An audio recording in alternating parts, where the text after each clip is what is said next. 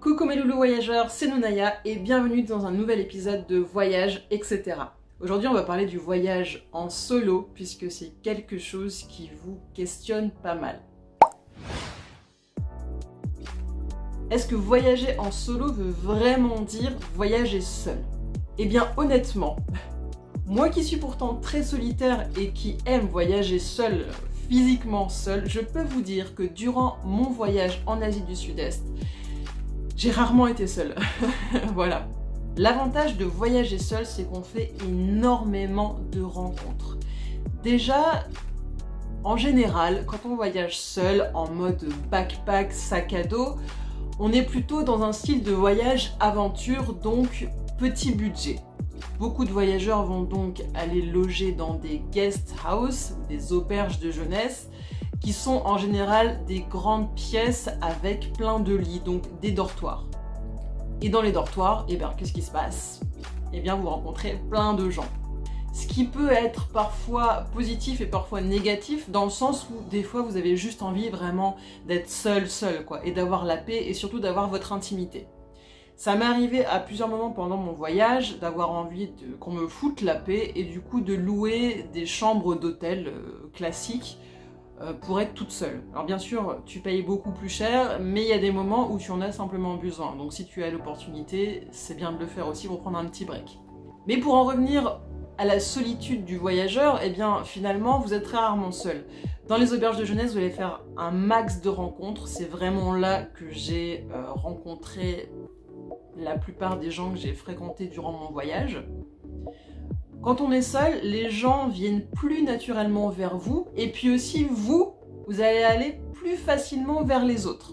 C'est vrai que quand on est avec quelqu'un, on a tendance, même sans le vouloir, à se reposer sur l'autre et puis à rester un petit peu en vase clos. C'est aussi logique que les gens de l'extérieur viennent pas forcément vers vous. Si vous êtes un couple d'amoureux ou un couple d'amis, les gens vont se dire bon bah c'est bon, ils sont déjà entre eux, on va pas les déranger, voilà quoi. Alors que quand on est tout seul, et bah naturellement les gens vont venir vers vous.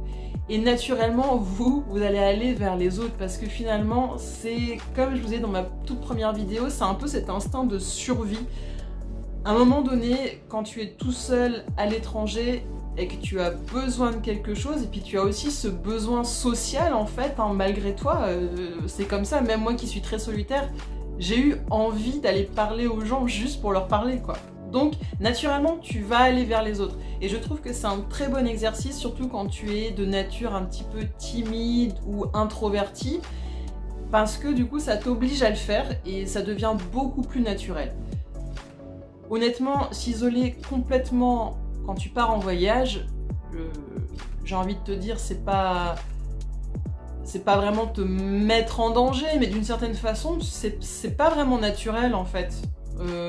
Quand tu pars voyager, c'est aussi parce que en général tu as cette envie d'aller à la rencontre des autres, de découvrir une nouvelle culture et d'aller à la rencontre notamment des locaux, mais aussi des autres voyageurs qui vivent la même chose que toi.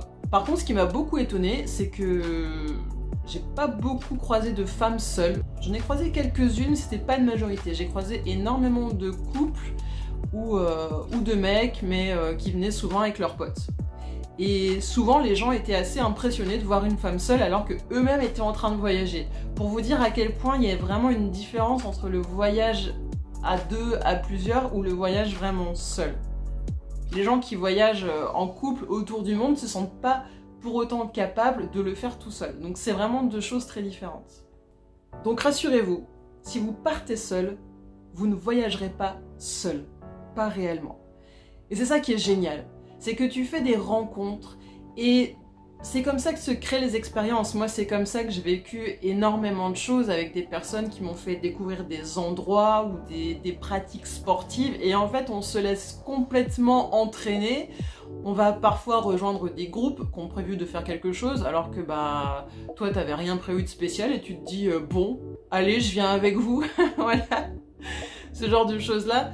C'est vraiment pas quelque chose qui doit vous inquiéter de vous retrouver totalement seul parce que vraiment ce ne sera pas le cas. N'hésitez pas à aller vers les autres, n'hésitez pas à faire l'effort.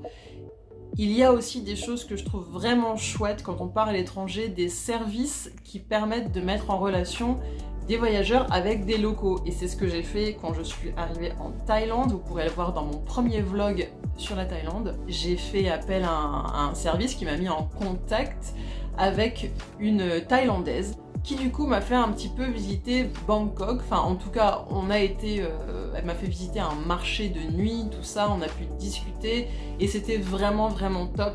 Et ça c'est vraiment une bonne chose aussi pour les personnes qui ont peur de se retrouver quelque part sans savoir où aller, sans avoir de repères.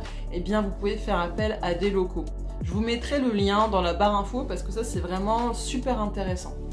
Voilà, j'espère que cette vidéo vous a plu. Si vous avez des choses à rajouter, n'hésitez pas à le faire en commentaire et à me poser vos questions pour un prochain épisode. N'oubliez pas de vous abonner à ma chaîne et d'activer les notifications, de me suivre aussi sur mon compte Instagram, sur Utip, ma boutique en ligne, tout ça est dans la description. Voilà, je vous dis à très bientôt, plein de bisous.